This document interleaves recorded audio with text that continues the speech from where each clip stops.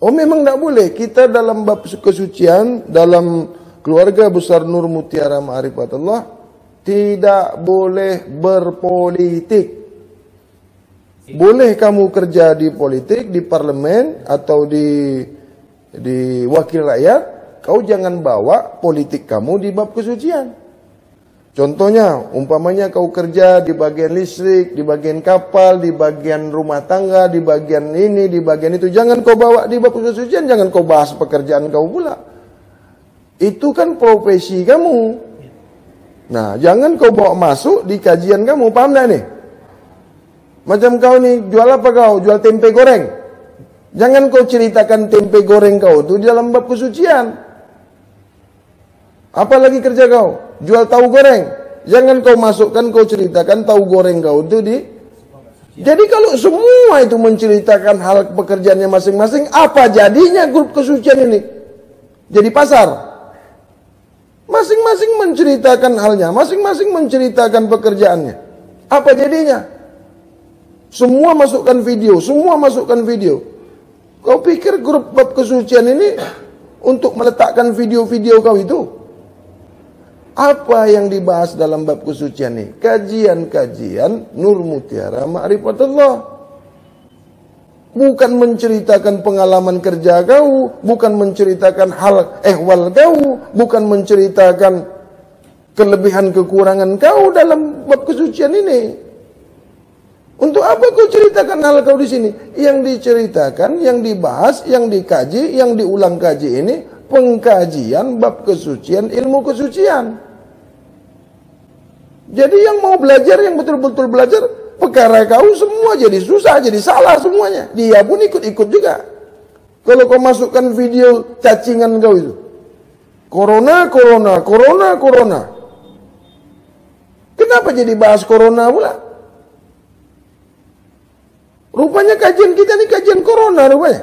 Takut kali kau kena corona. Semuanya udah corona, muka-muka corona kau ini semua. Nah ada cerita lain lagi. Jadi kapan kita lagi mau belajar? Bila masa kita lagi nih buka kajian kita? Paham ini? Oke, apa yang mau kau tanyakan tadi? Politik apa? Kau kerja di politik kah? Saya kan bekerja di pemerintahan. Ya. Jadi sampai saya itu tidak seseorang itu kan kadang-kadang ada yang membuatkan figur. Itulah tadi saya sudah sampaikan. Apapun profesi kamu, apapun pekerjaan kamu, jangan kau masukkan di grup. Jangan kau bawa. Contohnya, dulu kau sekolah. Bolehkah kau masukkan pelajaran-pelajaran lain ke sekolah kamu? Bolehkah kau bawa buku-buku lain, kitab-kitab lain dalam pelajaran kamu? Boleh enggak? Begitu juga di Yayasan Nur Mutiara Ma'rifatullah ini. Contohnya, kau sekolah SD. Boleh kau bawa buku SMP ke dalam pelajaran SD? Boleh kau bawa buku university masuk di SD? Boleh enggak? Begitu juga kita nih bab kesucian. Jangan kau bawa kitab-kitab lain masuk di bab kesucian, ilmu kesucian. Itu maksudnya. Kalau kau kerja di pemerintahan, kau kerja di kerajaan, kau kerja di company apapun, itu pekerjaan kamu. Jangan kau ceritakan di grup. Akhirnya semuanya jadi ikut-ikutan jadinya semua. Lah kalau semua masing-masing menceritakan pekerjaannya, apa jadinya grup ini? Datang si Nasrun, berapa batu bata? Datang si Surga, mobil kau rusak ke tidak? Datang si Supari, apa yang mau dilas? Jadi grup apa? Itu maksudnya. Pandailah kau memilahnya. Bawalah hal pekerjaan kau di tempat pekerjaan kamu. Kalau di pengkajian kamu, bawalah di pengkajian kamu. Semasa kau sekolah, tidak boleh kau bawa pelajaran-pelajaran lain. Contoh, masa di sekolah, ada tak pelajaran matematik? Boleh tak kau bawa buku bahasa ke situ? Bolehkah kau bawa masuk buku biologi, fisika, apa semuanya ini semua boleh? Apa yang dibuka guru pelajaran? Bahasa. Yang dibuka buku Itu kan? Nah sekarang ini kau belajar bab kesucian. Kau belajar ilmu kesucian. Jangan kau bawa kitab-kitab lain ke dalam kajian bab kesucian. Itu yang menceritakan lain di dalam bab ilmu kesucian tuh, itu otaknya itu masih mereng lagi. Tali gitarnya udah 3 yang putus tuh, bahkan ada yang 5 tinggal 1 lagi yang bagus. Berkali-kali sudah disampaikan, jangan kau ceritakan hal-hal yang lain di dalam bab kesucian. Nanti yang lain yang mau belajar, yang lain yang serius jadi terganggu. Kalau kau mau bercerita hal-hal kau bikin grup kau sendiri. Namanya grup antah berantah. Kau masukkanlah video-video kau di situ semua. Kau sendiri yang tengok. Jangan kau kasih tengok yang lain. Perkara kau nanti kau yang dikeluarkan. Untuk apa kau masukkan video itu? Apa gunanya? Kalau kau mau kasih sama kawan kau, personal lah. Tahu personal? Hah? Kau kan ada namanya sama kau masing-masing. Kau kasih, jangan masukkan di grup. Kirim ke personal, tahu enggak? Kirim ke per orang. Kalau mau kali kau. Masa nomor si surga. Kau Supari, kalau ada video kau kasih langsung sama si surga itu. Biar nampak si surga itu. Kau tengok mau video, kau telanjang pun kau kasihlah sama dia. Enggak ada masalah aku. Ini kau letakkan di grup. Ada pula video. Macam beruk ku tengok muka kau tuh. Entah apa dia bikinnya video ke situ. Macam-macam ditaruhnya video, cobalah. Itu karena belum paham lagi, belum mengerti lagi kamu. Tidak ada satu pun grup itu yang terlepas dari kontrol guru. Guru kan selalu pantau, selalu lihat, tidak boleh ditinggalkan. Apa saja yang kau tulis itu guru tahu. Tidak ada faedahnya, tidak ada manfaatnya. Kalau kita ini pelajaran-pelajaran yang lain, tidak apa-apa. Kita ini belajar bab kesucian. Nanti kita ada ahli yang baru masuk. Ini grup apa ini? Isinya video-video gini. Katanya bab kesucian. Siapa yang kena? Aku juga yang salah. Kedengarannya di video, wah bukan main. Bagus sekali ini. Bab kesucian. Dalam grup. Sudahlah, ya. Jangan kau, artinya ini demi kebaikan bersama. Ku keras pun kau, otak kau tuh memang dah beku juga. Banyak makan micin, dah terlalu lama kau makan micin, dah terlalu lama kau makan yang kotor. Jadi harus pelan-pelan lah. Mau ku keraskan pun tidak masuk juga di otak kau. Bawanya di bor otak kau itu dimasukkan bab kesucian dalam otak kau. Baru bagus otak kau itu. Tidak paham-paham juga. Penat guru melarangnya. Berkali-kali dikasih tahu. Tidak usah. Nanti aku pun mau masukkan ahli yang baru. Mau memasukkan anggota baru. Aku takut. Kenapa takut? Begini grup kesucian nih rupanya. Kupikir bahasa-bahasa kajian-kajian. Banyak orang yang mau masuk. Takut aku masukkannya. Sebentar nanti entah video-video apa. Sebentar lagi kau pikir ajang untuk bikin lawak-lawak grup ini apa? Nah itu makanya gunanya ada namanya grup lokal. Tahu grup lokal? Tahu kan? Masukkan di situ. Kau letakkan di grup lokal. Ada grup lokal kan? Lantak kau lah situ. Mau kau masukkan video bini kau berak pun masukkanlah situ. Tak peduli aku. Jangan di grup besar. Di grup besar nih ada Malaysia, ada Brunei, ada Singapura. Terutama ini grup Indo nih yang kurang ajar sekali nih. Otaknya taruh di kaki semuanya. Berkali-kali udah dikasih tahu. Jangan kau masukkan video-video yang tak ada faedahnya, yang tak ada gunanya. Udah gambar.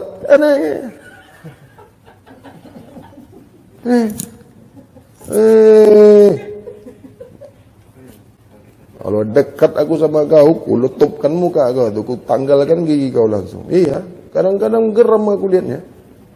Kalau cantik videonya tak apa. Gambar entah gambar-gambar apa.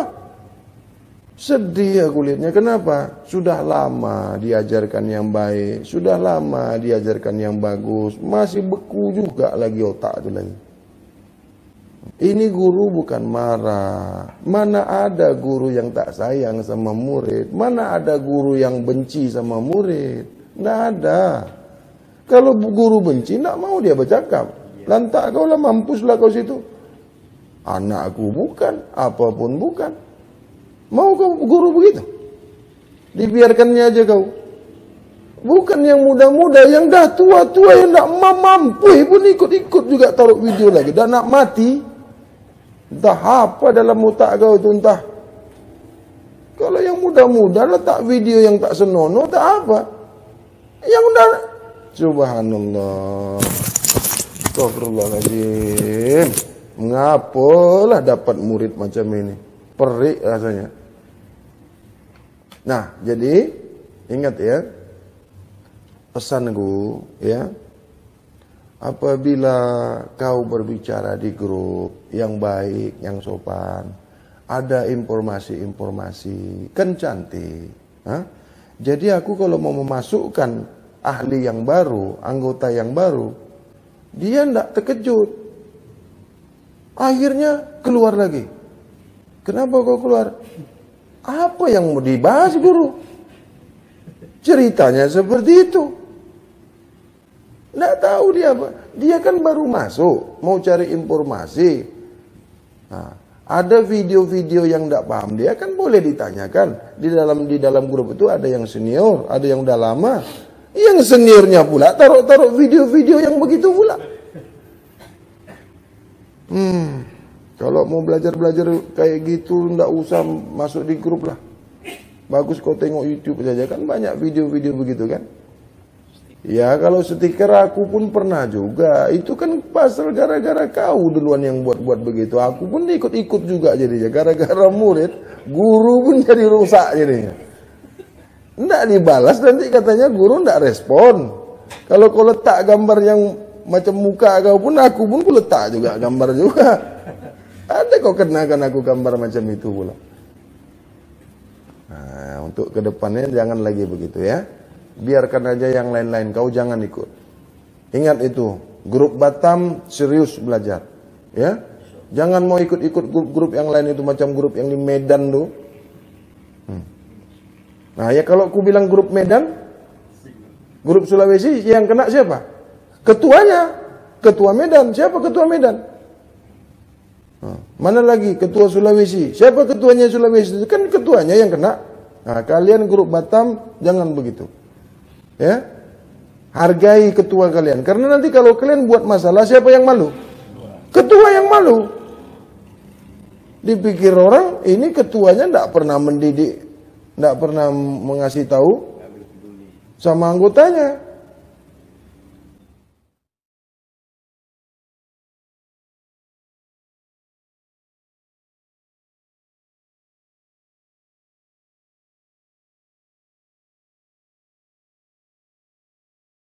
Wa qul ja'al haq wa jahaqal batil innal batil kana zahuqa. Barang sesiapa yang berniat menginginkan suatu kebaikan, maka kebaikan itu pula yang akan datang kepadanya. Sebaliknya, sesiapa yang berniat menginginkan keburukan atau mencari keburukan dari seseorang, maka keburukan itu sendiri yang berbalik yang akan datang kepada dirinya sendiri. Wa qul ja'al haq wa jahaqal batil innal batil kana zahuqa. Sesiapa yang menginginkan kebaikan, maka kebaikan itu akan datang kepada dirinya sendiri. Apabila datang yang hak, maka yang batil itu akan hancur. Kita sentiasa dalam kesucian diri kita. Jaga dan kawal hati kita, perasaan kita, pikiran kita, rasa kita dari hal-hal negatif, ya, dari hal-hal kekejian. Engkau semua ahli daripada grup kajian Nur Mutiara Ma'rifatullah. Sentiasalah hatimu suci, hatimu bersih, hatimu suci, pikiranmu bersih, pikiranmu suci. Sentiasalah pandanganmu bersih, pandanganmu suci. Sentiasalah pendengaranmu bersih, pendengaranmu suci. Akal, hayalan kamu sentiasa bersih, sentiasa suci. Perbuatanmu sentiasalah bersih dan suci. Terutama hati kamu. Apabila di dalam mahligai anak cucu Adam terdapat segumpal daging atau yang dipanggil hati yang sifatnya kadim, ya. Apabila hati di dalam diri anak Adam itu baik, bersih, suci, maka akan melahirkan perkataan yang bersih dan suci. Maka akan melahirkan pandangan yang bersih, yang suci. Maka akan melahirkan pendengaran yang bersih dan suci. Menghasilkan pemikiran yang bersih dan suci. Langkah yang bersih dan suci. Apabila keseluruhannya, kulu jasad kamu, dari ujung rambut sampai ujung kaki, zahir dan batinmu itu bersih dan suci, maka insya Allah, amin Allah, rahmat serta hidayah Allah itu akan datang kepadamu. Sebaliknya, apabila hatimu tertanam jiwa yang kotor di dalam sanubarimu, di dalam lubuk hatimu yang paling dalam, yang berlapiskan 7, ya. Hati kamu itu 7 lapis dalamnya. Kau tanamkan kekejian, kekotoran di dalam hatimu, maka kau sudah mengotori jiwa batinmu, kau sudah mengotori diri batinmu itu. Sesiapa yang menghendaki kebaikan, maka mulakanlah kebaikan pada diri zahir dan pada diri batinmu itu. Sesiapa yang menghendaki ketenangan diri zahir yang suci, mulakanlah daripada niat yang bersih dan suci. Yang menggerakkan diri zahir itu adalah diri batinmu. Melihatnya mata zahir itu oleh karena diperlihatkan diri batinmu itu. Pendengaran zahirmu itu didengarkan oleh diri batinmu itu. Gerakan diri zahirmu itu digerakkan oleh diri batinmu itu. Seluruh diri zahirmu itu sumbernya, awalnya, bermulanya, apa-apa yang ada pada diri zahir kamu itu berasal, berawal dari diri batin kamu itu. Lalu apabila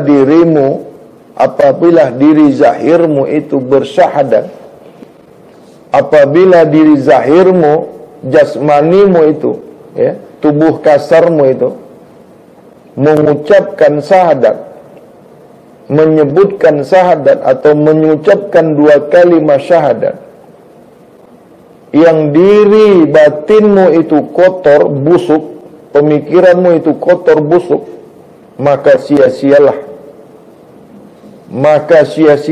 maka palsulah mulutmu yang mengucapkan, suaramu yang mengeluarkan, lantunan suaramu itu yang mengucapkan, menyebutkan 2 kalimat syahadat itu.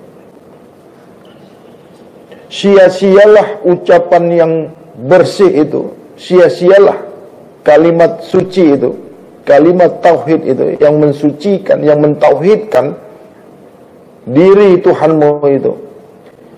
Yang kau keluarkan dari mulutmu yang kotor, mulutmu yang busuk itu, ya, sia-sialah, tidak bermakna apa-apa. Dari mana suara yang mengucapkan kalimat tauhid itu? Dari mana datangnya gerak? Dari mana datangnya bunyi yang kau lepaskan, yang kau keluarkan dari halkun, dari bunyi dari mulutmu itu, kalau bukan dari gerak hati kamu? Ya. Mengapa kau mengucapkan dua kalimat syahadat, asyhadu an la ilaha illallah, namun sebenarnya hatimu itu kotor? Bagaimana kau mengucapkan dua kalimat syahadat, atau yang kau maksud dengan bersyahadat itu, yang diri zahirmu itu tidak pernah suci, tidak pernah suci? Apa artinya? Apa yang kau dapatkan? Yang kau tidak mengerti, yang kau sebutkan itu adalah kalimat suci. Mengertikah? Pahamkah dirimu? Yang kau lantunkan itu, yang kau sebutkan itu, yang kau ucapkan itu adalah kalimat suci. Asyhadu an la ilaha illallah wa asyhadu anna Muhammadur Rasulullah. Pahamkah, mengertikah kau yang kau ucapkan itu adalah kalimat suci? Bagaimana hatimu, pikiranmu, perasaanmu mengucapkan kalimat suci itu, kalimat syahadat itu, kalimat dua kalimat syahadat itu, kau ucapkan dua kalimat syahadat itu, yang dirimu itu tidak pernah suci? Sadarkah dirimu ketika kau mengucapkan asyhadu an la ilaha illallah wa asyhadu anna Muhammadur Rasulullah, sadarkah dirimu itu kotor? Sadarkah dirimu itu bergelimang dengan dosa? Sadarkah kau pikiranmu itu sentiasa kotor maksiat, busuk pikiranmu itu, niatmu itu kotor, hatimu itu busuk? Sadarkah kau? Mampukah kau mengucapkan kalimat tauhid itu? Mampukah kau mengucapkan kalimat syahadat itu? Yang kau tak pernah sadar bahwasanya dirimu itu kotor, niatmu itu busuk, memandang orang itu busuk, memandang orang itu salah, memandang orang dengan pandangan yang kotor. Yang di hatimu itu sentiasa kebusukan, keburukan. Mampukah kau mengucapkan dua kalimat syahadat? Yang pengakuan dirimu, perasaanmu itu kau sudah bersyahadat dan kau sudah mengaku Islam. Hanya dengan membunyikan, mengucapkan kalimat syahadat itu, mengucapkan, menyebutkan dua kalimat syahadat itu, dan kau sudah mengaku Islam.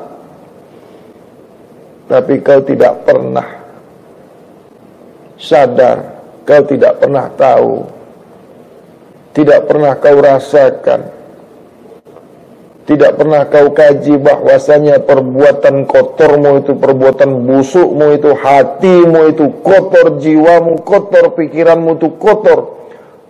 Tapi tidak pernah kau rasakan, tidak pernah kau ketahui.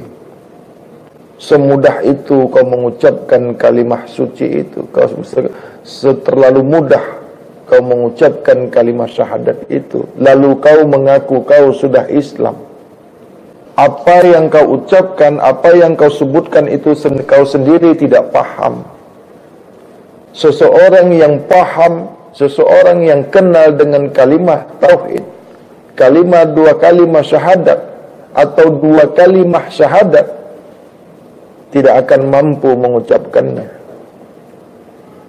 Dia tidak akan mampu menyebutkannya karena kekotoran dirinya, karena banyaknya kesalahan dirinya. Tidak akan mampu. Karena kalimat tauhid itu dapat menggetarkan jiwa, menggegarkan batinmu, meremangkan seluruh bulu-bulu roma yang ada di tubuhmu apabila menyatu pada dirimu. Kalimah syahadat itu kalimah pengakuan yang diakui, kalimah penyaksian yang disaksikan.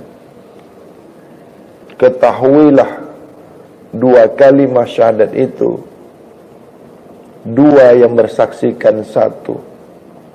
Dua kalimat syahadat itu jawabul jawab, penyaksian yang disaksikan, menyaksikan dan disaksikan, saksi yang disaksikan. Apakah kau mengerti? Apakah engkau paham? Apakah kau mengetahui yang selama ini yang kau sebut-sebutkan itu, yang kau bunyi-bunyikan itu adalah kalimah tauhid, kalimah syahadat, kalimah penyaksian, kalimah yang disaksikan. Banyak yang pandai, banyak yang mampu, banyak yang tahu hanya menyebutkan kalimah tauhid, mengaku sudah Islam. Banyak umat Islam yang mengaku Islam hanya dengan menyebutkan kalimah, dua kalimah syahadat. Banyak yang mengaku Islam dengan hanya mengucapkan dua kalimat syahadat, dia mengislamkan dirinya sendiri. Mengislamkan dirinya sendiri. Menyaksikan dirinya sendiri. Tanpa ada yang menyaksikan dirinya menyaksikan. Kepalsuan yang ada pada dirimu apabila kau menyaksikan tetapi tidak pernah disaksikan. Perkataanmu itu perkataan bohong. Perkataanmu itu perkataan dusta. Ucapanmu itu ucapan bohong. Ucapanmu itu ucapan pendusta. Karena kau mengatakan menyaksikan. Kau menyebutkan satu ucapan, kau membunyikan satu bunyi, sesungguhnya kau menyaksikan yang sebenarnya kau tidak pernah disaksikan. Sebutanmu itu, ucapanmu itu dusta belaka. Kau hanya pura-pura mengatakan menyaksikan. Kau beranggapan bahwasanya kau menyaksikan. Kau mengatakan bahwasanya kau naik saksi. Kau mengatakan bahwasanya kau bersaksi. Dusta belaka adanya. Sebutanmu itu sebutan pendusta. Karena kau tidak pernah mengakui kedustaan dirimu itu. Kau tak pernah jujur yang sebenarnya kau itu tidak tahu, tidak paham, tidak mengerti apa sebenarnya syahadat itu. Tapi kau pura-pura di dalam hidupmu. Kau pura-pura tahu, kau pura-pura pandai, kau pura-pura paham, kau pura-pura kenal. Hidupmu di dalam kepura-puraan. Kau pura-pura pandai, sebenarnya kau bodoh. Kau pura-pura kaya, sebenarnya kau miskin. Kau pura-pura tenang, sebenarnya kau susah. Kau dalam gundah gulana. Tidak pernah kau merasakan ketenangan jiwamu. Tidak pernah kau merasa kebahagiaan di dalam dirimu. Karena di dalam hidupmu, di dalam umurmu, di dalam umur yang diberikan Allah kepadamu, kau dalam kepura-puraan belaka. Dari kecil hingga dewasa, dewasa sampai kepada ketua, kau tidak pernah mengenal apa itu syahadat. Kau tidak pernah tahu, kau tidak pernah kenal apa itu syahadat. Yang kau tahu itu menyebutkan kalimah syahadat. Yang selama ini yang kau sebutkan itu, yang kau bunyikan itu ayat daripada syahadat. Bunyi daripada syahadat itu yang kau bunyikan. Maka kepalsuan belaka. Apa yang kau sebutkan itu bermakna menyaksikan. Apa yang kau sebut itu kau maknakan dengan penyaksian, tetapi sebenarnya kau tidak pernah menyaksikan apa-apa. Dan tidak ada yang pernah menyaksikan dirimu itu bersaksi. Tidak pernah ada. Hanya kepalsuan, hanya kedustaan, hanya menipu dirimu sendiri. Tidak pernah kau bersaksi. Tidak pernah. Tetapi kau tidak pernah mengakui dirimu, kau tidak pernah mengakui kebodohanmu, kau tidak pernah mengakui kesilafanmu, ketidakjujuranmu itu, yang selama ini kau menipu dirimu, kau membohongi dirimu, kau mendustai dirimu sendiri, yang kau mengatakan kau sudah bersaksi. Kau pembohong, kau pendusta atas dirimu sendiri. Yang diri batinmu itu sentiasa meliputi diri zahirmu.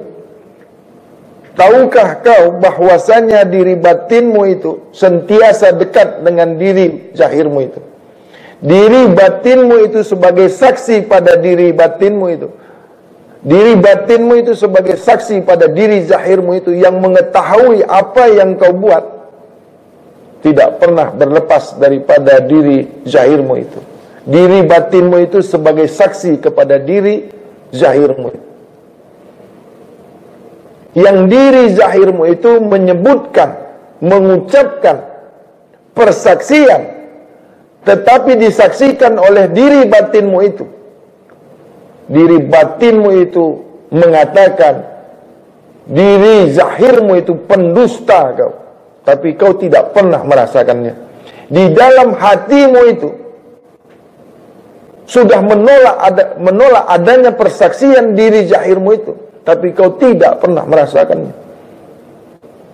Diri batinmu itu menolak apa yang diucapkan oleh diri zahirmu itu sebenarnya, tapi kau tak pernah merasakannya. Dan kau tak pernah mengakui bahwasanya batin itu menolak dengan apa yang disebutkan oleh diri zahirmu itu. Pernahkah kau merasakan? Pernahkah kau memikirkan? Pernahkah hatimu itu terbuka? Pernahkah hatimu itu merasakan ketika mulutmu itu menyebutkan 2 kalimat syahadat yang hatimu itu sebenarnya menolak? Apanya yang ditolak? Karena mulutmu itu berkata, mulutmu itu berbunyi, asyhadu an la ilaha illallah wa asyhadu anna Muhammadur Rasulullah. Batinmu itu menolak karena kepalsuan mulutmu itu. Karena kepalsuan, kedustaan mulutmu itu menyebutkan 2 kalimat syahadat yang kau nisbatkan, yang kau maknai, aku bersaksi tiada Tuhan selain Allah. Karena tidak ada bunyi Rabb di situ, tapi kau maknakan dengan tiada Tuhan. Bagaimana kau memaknakan, bagaimana kau mengartikan bunyi daripada zahirmu itu, dari perkataan zahirmu itu, la ilaha illallah,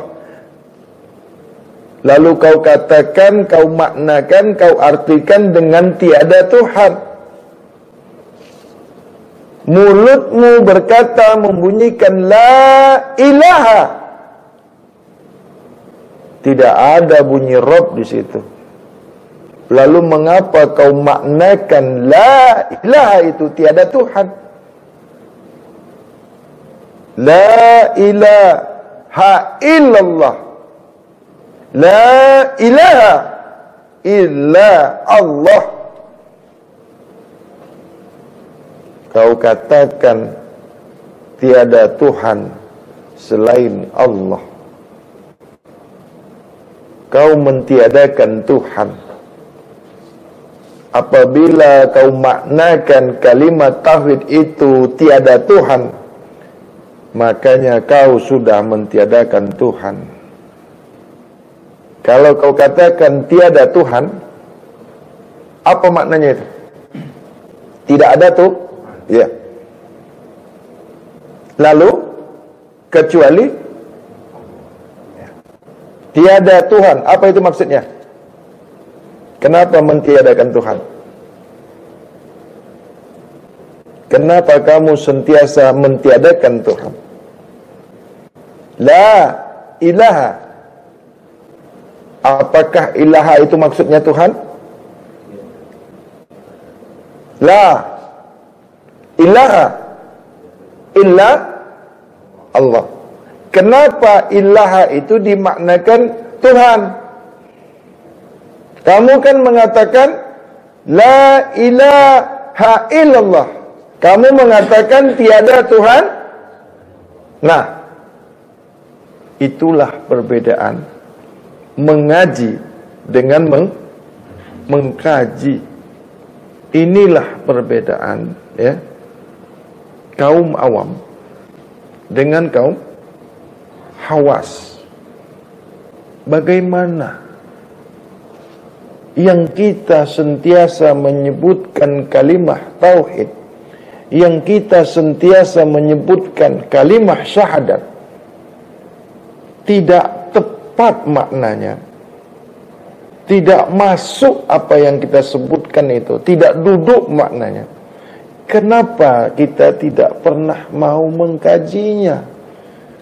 Kenapa kalimah tauhid, kalimah syahadat ini tidak pernah mengena di hati kita? Tidak boleh menggegarkan, merasakan satu ketenangan yang amat tenang ketika menyebutkan kalimah syahadat ini. Kenapa? Kenapa tidak ada apa-apanya gitu? Nggak ada getarannya.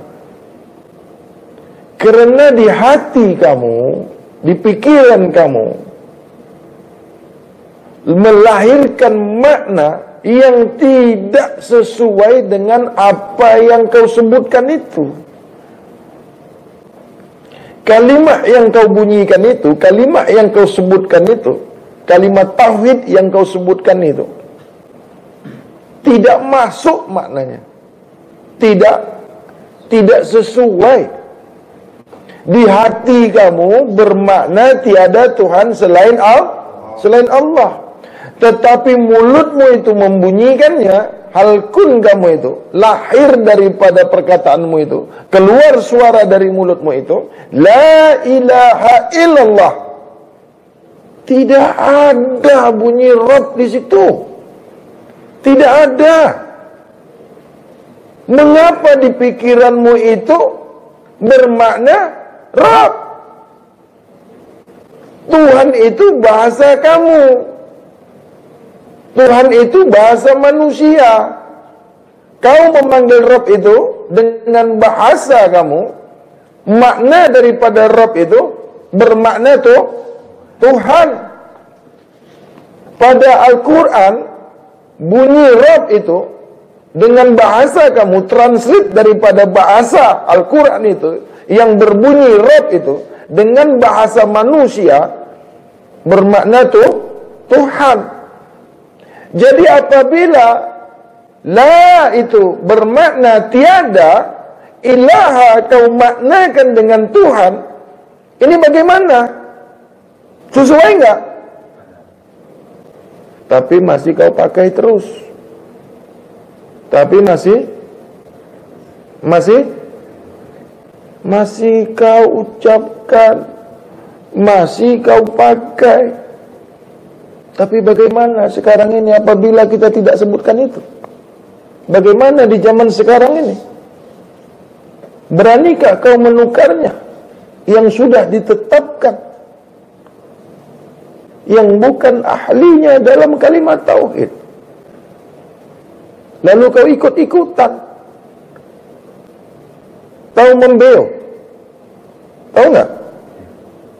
Mendengarkan seseorang mengucapkan kalimat tauhid la ilaha illallah, maka kau membeo. Tahu membeo?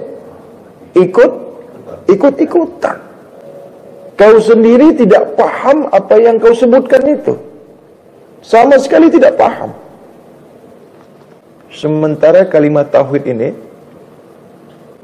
kalimat hak ini, Pengakuan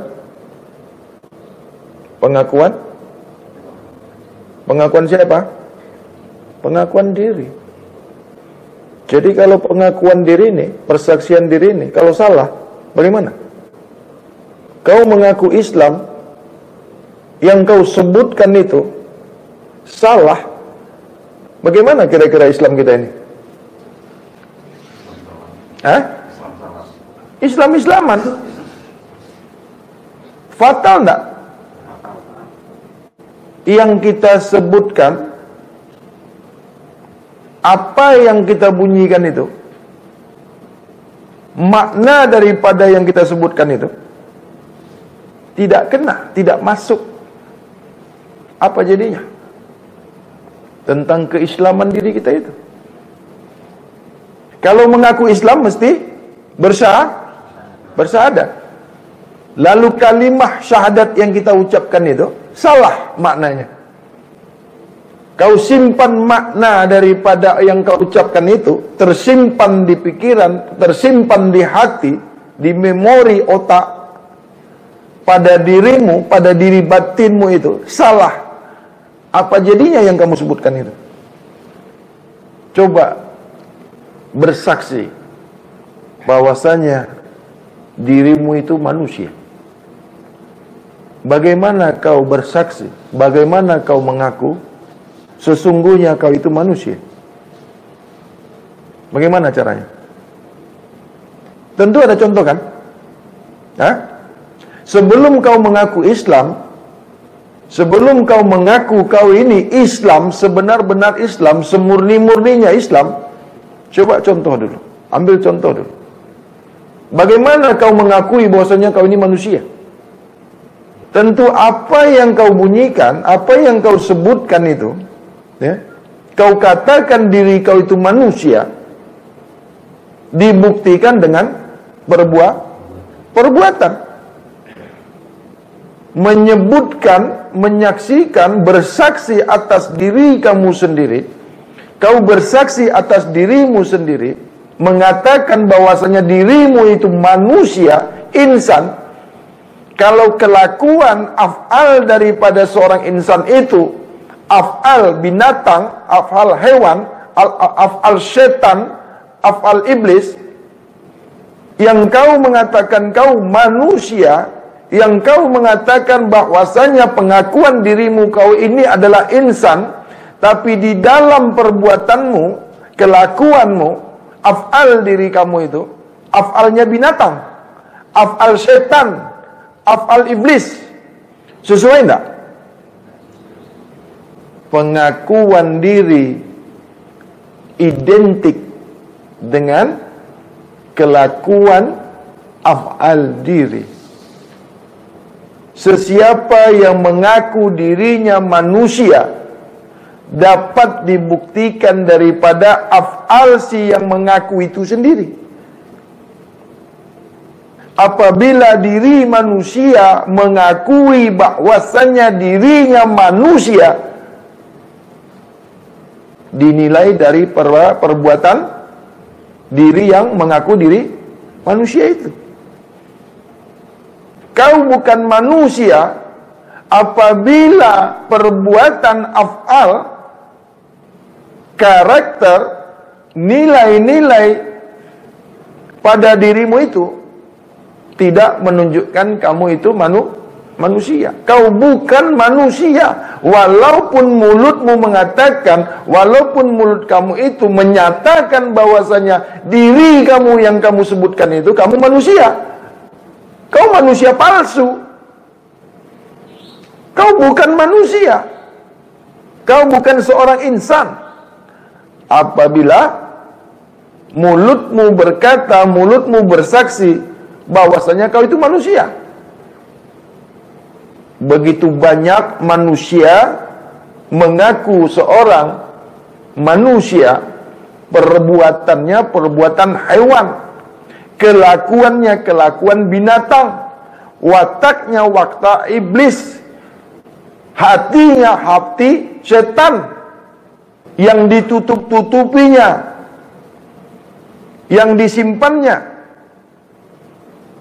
yang dirahasiakannya dengan casing dirinya, ditutupinya perbuatannya yang salah itu, perbuatan setan itu ditutupinya dengan pakaian seorang mukmin. Kebodohan-kebodohan, kepalsuan yang ada pada dirinya itu ditutupinya dengan pakaian-pakaian orang mukmin. Pura-pura mukmin, pura-pura Islam kau, yang sesungguhnya kau setan adanya. Karena kau sudah berdusta, karena kau pendusta, syahadatmu palsu, yang kau ucapkan itu palsu. Kau tutupi kepalsuanmu itu dengan pakaianmu yang bernuansa Islam. Kau kelabui Tuhanmu, kau tutupi kepalsuanmu, kau tutupi syahadat palsumu itu dengan bajumu yang bernuansa Islam itu. Sesungguhnya kau menipu dirimu sendiri. Karena kau tidak mau diketahui syahadatmu palsu, maka kau tutupi persaksian kepalsuanmu itu dengan pakaian-pakaian Islami, dengan wajah-wajah Islami, dengan lakonan-lakonan sandiwara Islam pada dirimu itu. Sesungguhnya penyaksian, pengakuan dirimu itu sia-sia belaka.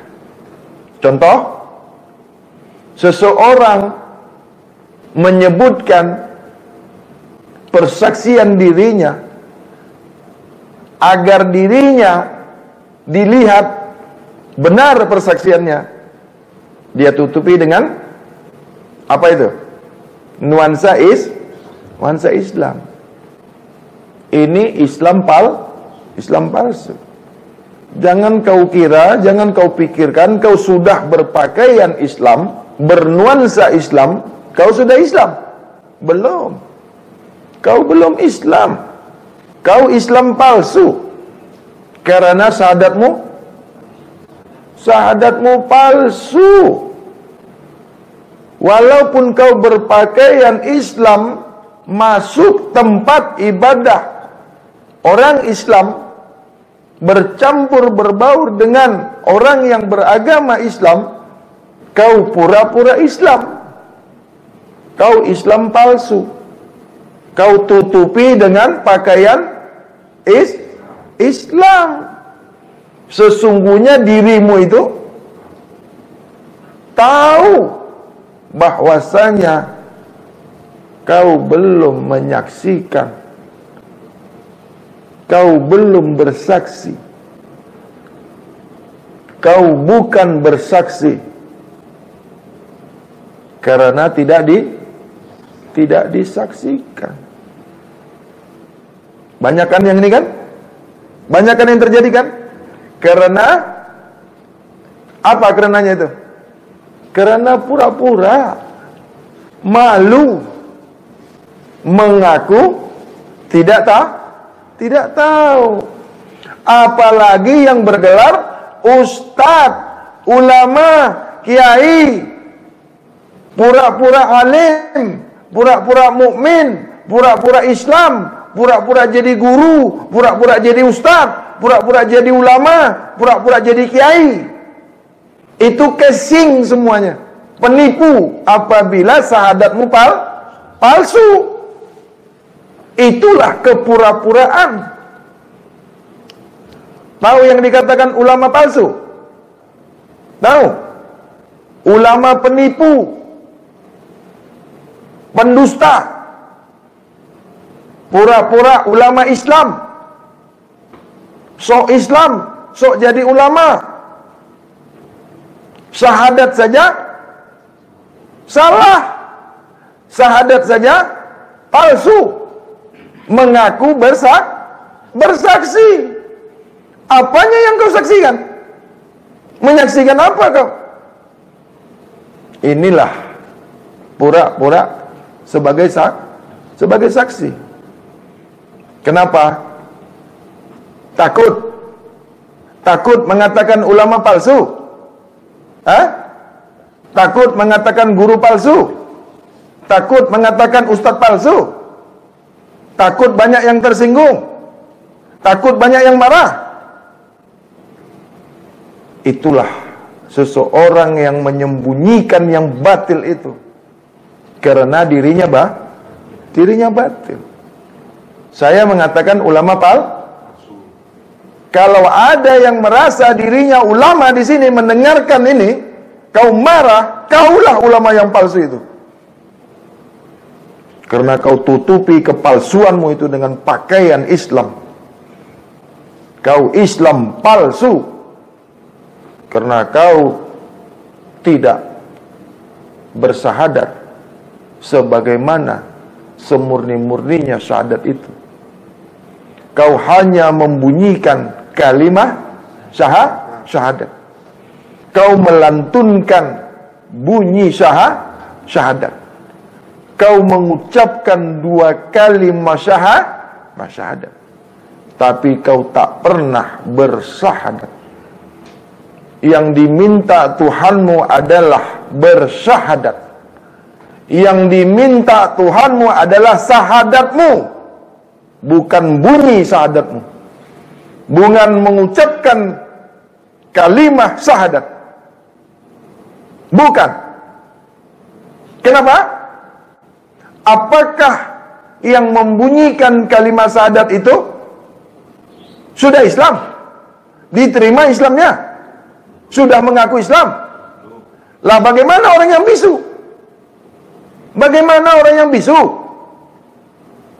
Tidak sah Islamnya. Lalu orang yang membunyikan, lalu orang yang boleh menyebutkan, lalu orang yang ada suaranya saja yang Islam, yang sah Islamnya. Lalu Allah tidak menerima Islam orang yang bisu, orang yang tidak ada suaranya. Begitu. Tidak adilkah Tuhan? Tidak adilkah Allah? Allah tidak menerima persaksian orang yang tidak bersuara. Allah tidak menerima seseorang yang tidak bisa membunyikan kalimat syahadat. Begitu Allah. Allah Maha Adil. Allah Maha Bijaksana. Itulah, gugurlah pendapat, gugurlah paham apabila syahadat itu hanya boleh disebutkan. Syahadat itu bukan hanya disebutkan, bukan hanya dibunyikan. Lalu bagaimana orang yang tidak bisa bersyahadat? Bagaimana orang yang tidak bisa membunyikan syahadat? Disinilah letak hukum yang adil. Lalu kau katakan apabila orang tidak membunyikan syahadat tidak Islam. Lalu kau katakan orang yang tidak bisa bersuara, tidak bisa membunyikan, tidak bisa melantunkan kalimat 2 kalimat syahadat, lalu kafir. Jelas di sini hukum daripada membunyikan, menyebutkan, mengucapkan 2 kalimat syahadat itu belum tentu sah. Karena ada si bisu tadi. Contoh, sholat harus membaca Al-Fatihah kah? Harus membunyikan Al-Fatihah kah? Bagaimana dengan orang bisu? Tidak sah sholatnya? Tidak boleh orang bisu sholat? Tidak sah orang bisu sholat? Lalu mengapa kau tidak mau bersama-sama orang yang bisu? Lalu mengapa kau salahkan orang yang salah bacaannya? Lalu kenapa kau salahkan orang yang membaca di dalam hatinya? Apakah Allah tidak tahu bunyi yang di dalam hati? Apa Allah yang maha mendengar tidak boleh mendengar bunyi yang ada di dalam hati? Allah maha mendengar. Allah maha mengetahui. Allah maha bijaksana. Yang menyalah-nyalahkan itulah orang yang salah. Orang yang suka sesat menyesatkan itulah orang yang sesat. Orang yang sentiasa keji mengkeji, itulah orang yang keji. Sekarang yang yang batil itu disembunyikan, ditutup-tutupi, dipoles-poles, disamar-samarkan. Yang salah itu disimpan, dipoles. Tahu dipoles? Seakan-akan benar. Tapi yang benar, yang hak itu disalah-salahkan, dipoles-poles sehingga salah. Yang hak itu tidak pernah mau, yang hak itu tidak pernah mau ditegakkan, tidak berani menegakkan yang hak karena dirinya sendiri batil. Itulah kau tidak berani menegakkan yang hak itu. Apabila kau membenci yang hak itu, apabila kau membenci suatu yang kau dengarkan itu benar tapi kau benci, kau salahkan, itulah kebatilan dirimu yang nyata. Apabila kau mendengar seseorang menyatakan kebenaran, menyatakan yang hak, kau tolak di dalam hatimu, jelas setan iblis yang bersemayam di dalam dirimu itu. Kekafiran yang ada di dalam dirimu itu, yang tidak kau sadari, yang tidak kau ketahui. Karena kekotoran jiwamu, kekotoran batinmu, yang sentiasa kau kotori. Batinmu yang tadinya suci, bersih dan suci, sentiasa kau kotori dengan pola makanmu yang sangat kotor, sangat keji, sangat maksiat. Kau bentuk hatimu dari barang yang kotor. Kau bentuk, kau bina, kau bangun hatimu dari barang najis, dari barang yang kotor, dari barang yang haram. Itu makanya hatimu busuk, pikiranmu busuk, akalmu busuk, perilakumu busuk, perbuatanmu busuk, perkataanmu busuk. Karena kau suka makan yang berbau busuk, bangkai, darah. Itu makanya hatimu itu keras, jiwamu tertutup, akalmu itu lemah, daya pikirmu itu lemah. Akibat dari mulutmu yang tak pernah kau jaga. Mulutmu sentiasa kau masukkan barang yang haram, barang yang kotor, barang yang najis. Ketahuilah, darah itu najis, darah itu kotor, darah itu haram. Walaupun setetes kotor, haram, najis besar, najis mukhaladah, darah apapun itu, tanpa kecualinya. Karena kebodohanmu itu, karena dangkalnya pikiranmu itu, kau mengatakan darah itu halal. Kau mengatakan darah itu boleh dimakan, boleh dimasukkan ke perutmu itu. Karena kebodohanmu itu. Itu makanya hatimu itu busuk. Kau tak boleh melihat kebenaran. Kau tak boleh menilai yang hak itu. Karena hatimu, pikiranmu itu batal, busuk. Tidak pernah dapat ketentraman jiwamu. Tidak pernah kau dapatkan ketenangan jiwamu. Rohmu itu senantiasa gelisah. Solatmu tidak pernah khusyuk. Solatmu menipu. Solatmu dusta.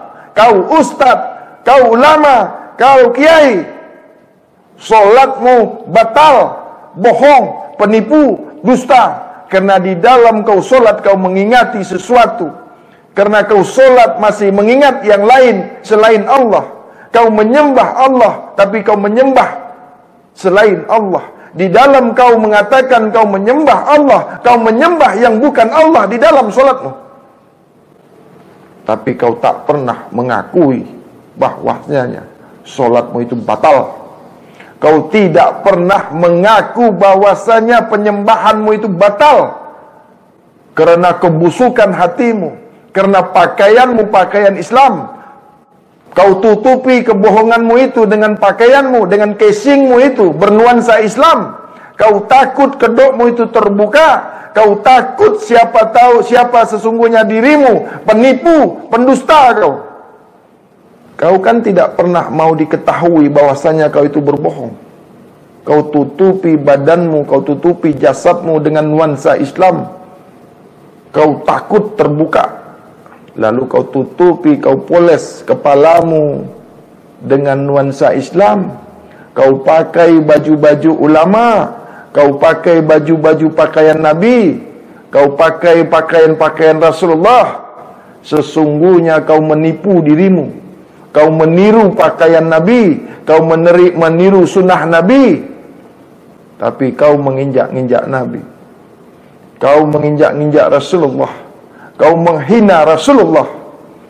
Karena tidak ada siddiq pada dirimu, tidak ada tabligh pada dirimu, tidak ada amanah pada dirimu, tidak ada fatonah pada dirimu. Sesungguhnya Nabi Muhammad Rasulullah sallallahu alaihi wasallam sebagai uswatun hasanah, contoh suri tauladan awal daripada dunia hingga akhir daripada dunia. Rasulullah sallallahu alaihi wasallam sebagai uswatun hasanah, siddiq, tabligh, amanah, fatanah. Tidak pernah Nabi kita menyalahkan satu kaum yang salah. Walaupun Nabi melihat yang salah, tidak akan pernah disalahkan oleh Nabi. Nabi melihat kekejian, tidak pernah mengkeji walaupun kejian itu diarahkan kepadanya.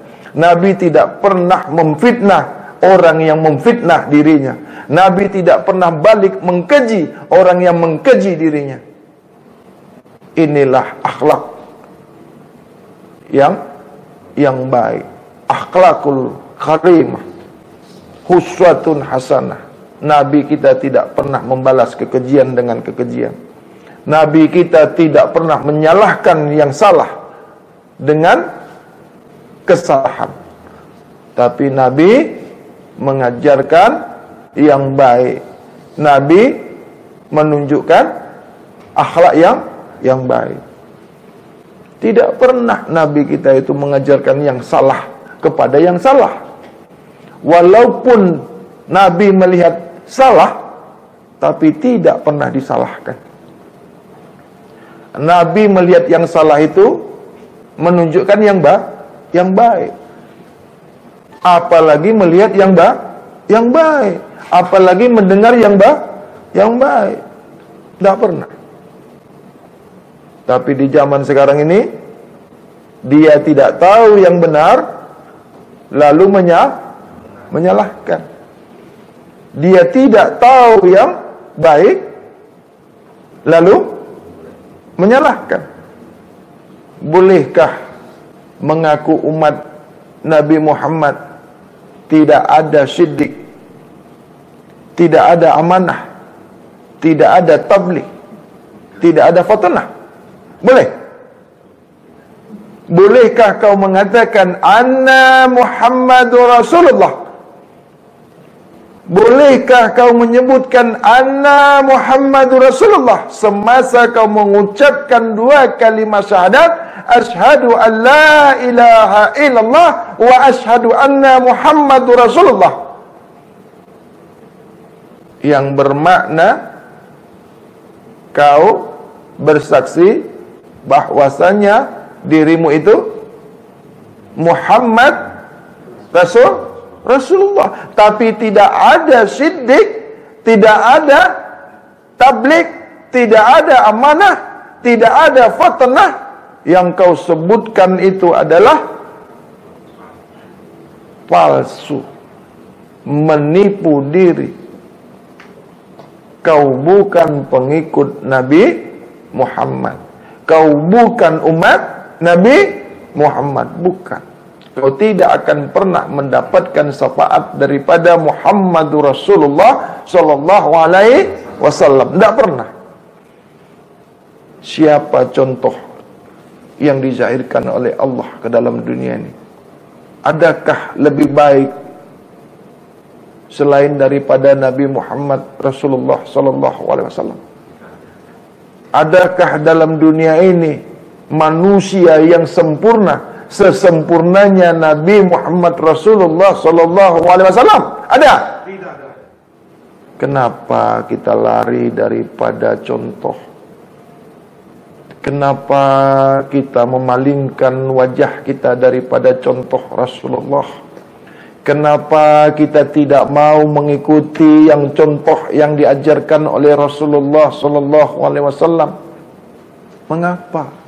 Mengapa kita mengambil contoh selain Nabi Muhammad Rasulullah sallallahu alaihi wasallam? Mengapa? Yang kau contoh itu hanya bajunya, yang kau contoh itu hanya sorbannya, yang kau contoh itu hanya pakaiannya saja yang kau contoh itu. Kau pura-pura sebagai umat Muhammad, kau pura-pura sebagai ahli sunnah wal jamaah. Kau mengaku ahlus sunnah, kau mengaku menegakkan sunnah, kau mengaku umat Muhammad. Sebenarnya kau pendusta, pembohong kau. Kau pura-pura menegakkan ahlus sunnah wal jamaah. Kau pendusta apabila tidak ada siddiq, tabdik, amanah, fatanah. Tidak tahu malu. Itulah karena kebodohan, ketidakpahaman. Berapa banyak yang mengaku ahlus sunnah wal jamaah tapi mengkeji, memfitnah, mengkafir-kafirkan, membidah-bidahkan sesamanya, sesama Islam, mengkeji sesama Islam, menyalahkan sesama Islam. Berapa banyak sekarang? Mengaku ulama, mengaku ustaz, mengaku kiai, tapi menyalahkan ustaz yang lain. Mengaku ulama, menyalahkan ulama yang lain. Mengapa? Dan menyebutkan namanya. Apabila kau menyebutkan nama seseorang, itu sudah apa itu? Ghibah. Aku pula mengatakan ulama palsu, tidak kusebutkan nama kau, kau pula yang marah. Di mana jatuh hukumnya? Ada tak saya menyebutkan nama? Hah? Kenapa pula ulama-ulama palsu ini marah? Itu karena kau betul-betul ulama palsu. Itu mantik. Tahu mantik? Hah? Tahu mantik? Kau terjebak karena setan yang bersemayam di otakmu itu terpancing keluar.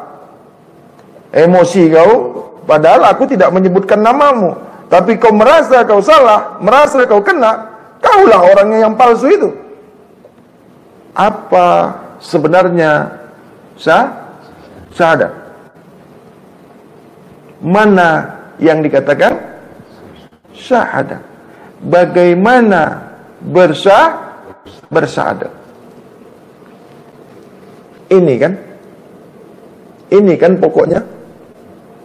Apa itu syahadat? Bagaimana syahadat itu persaksian.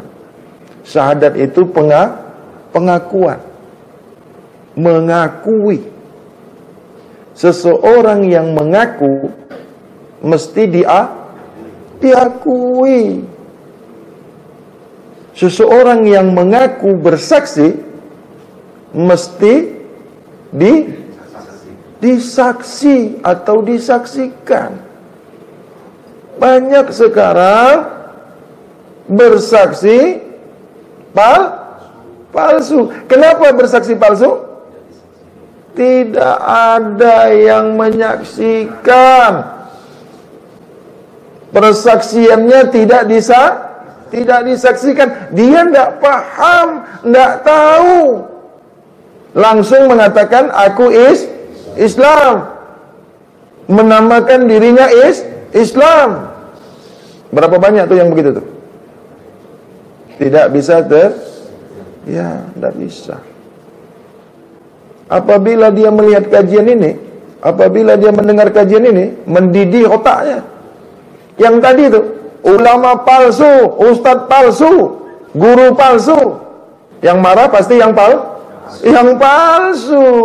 Kau ulama benar, ulama yang baik, ulama yang kau tidak marah karena bukan kau yang disebut. Kalau mendidih otakmu itu, itu mantik bro, ya panas lah otaknya. Orang dalam otaknya setan iblis. Bukan kau yang disebut, kau yang marah. Kan terpancing itu, makan umpan. Karena ulama bodoh, bentuk-bentuk ulama, karakter-karakter ulama, pakaian-pakaian ulama, gaya-gaya ulama, gaya-gaya ustadz. Tapi isinya Syekh, dikira syekh beneran, rupanya setan. Pura-pura ulama, pura-pura syekh, pura-pura ustadz kau. Ini yang batil ini tidak bisa dibiarkan. Karena Allah tidak suka dengan yang batil itu. Allah benci dengan kebatilan. Allah tidak pernah berpihak dengan yang batil itu. Makanya banyak sekali yang mendidih otaknya mendengarkan kajian ini. Karena dalam otaknya itu setan iblis bersemayam. Kalau di dalam otakmu itu kebenaran, kalau di dalam otakmu, dalam pikiranmu itu yang benar, kau tidak pernah marah. Tidak pernah. Ini bukan mau cari musuh, enggak. Bukan mencari musuh. Ini menghancurkan kebatilan yang selama ini terbiar, yang ditutupi kebatilan-kebatilan itu. Bukan mencaci-mencaci presiden, bukan mencaci-mencaci menteri, bukan mengadu domba umat, bukan demo sana demo sini. Kau membenturkan umat Islam dengan umat Islam, kau membenturkan umat Islam dengan aparat, kau membenturkan umat yang ini dengan umat yang ini, kau membenturkan kelompok dengan kelompok. Itu kerja kau, ustaz penipu, ulama penipu. Ngaku syekh, kupikir syekh betulan, rupanya setan. Otak kau itu perang aja. Banyak kan sekarang itu kan? Melempari aparat, membenturkan dengan aparat, dipancing-pancing aparat itu supaya berbuat kriminal. Lalu demo, memfitnah. Aku bukan mau bela aparat. Kau ulama kok kerja kau ini demo. Ada ustaz kerjanya demo? Ulama apa itu? Ulama demo. Belajar kau lagi ya. Dalam otak kau tuh demo aja. Karena kalau kau nggak demo nggak dapat duit kau. Ulama itu mengajarkan yang baik. Ulama itu menetralisir. Ulama itu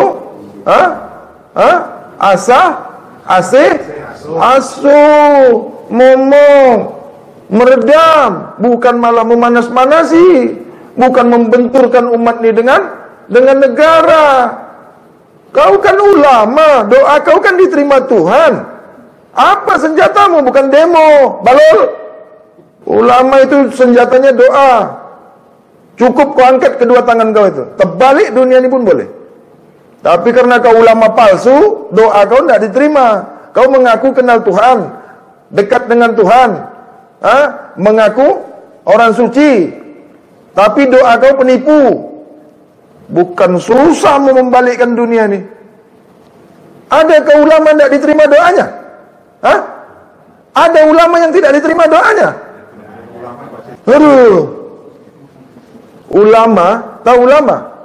Tidak son berdoa, tidak perlu doa, tidak perlu kau berdoa.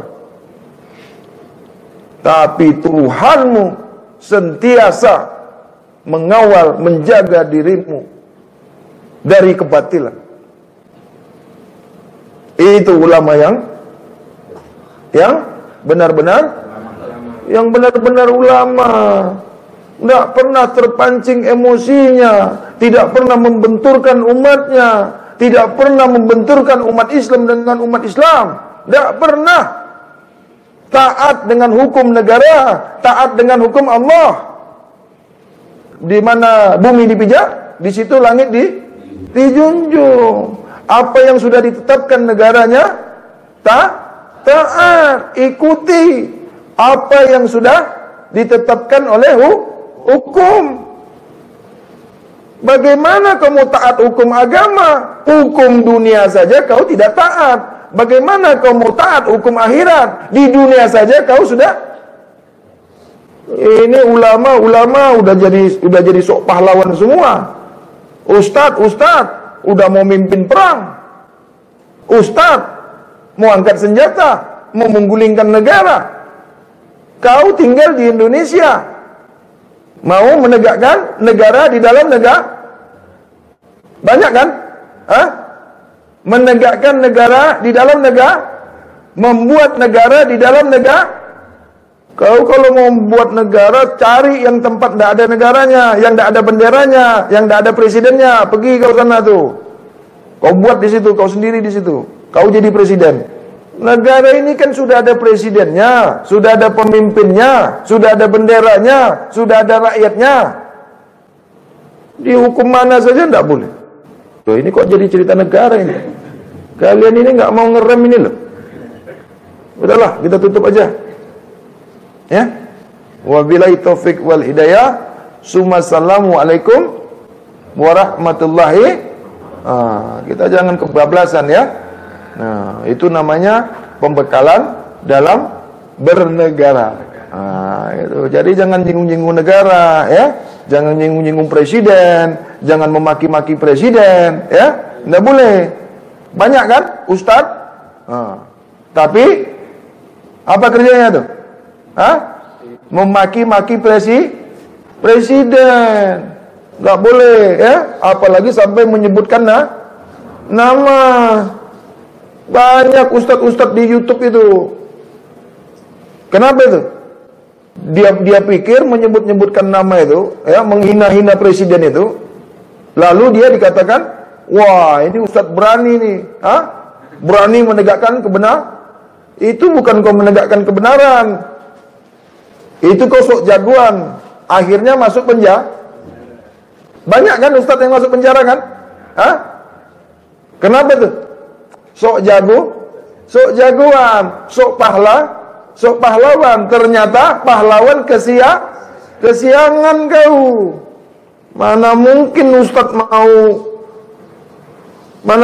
ustadz ulama itu di penjara? Tidak mungkin.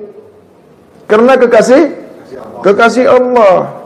Allah akan melindungi. Allah akan menyelamatkan kekasih Allah itu. Tidak ada ustadz, tidak ada ulama, tidak ada kiai yang bisa dipenjarakan. Tidak bisa.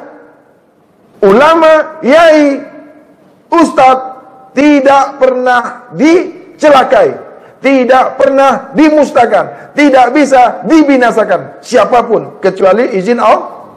Ya, tidak ada. Ulama itu tidak bisa dicelakai, tidak bisa.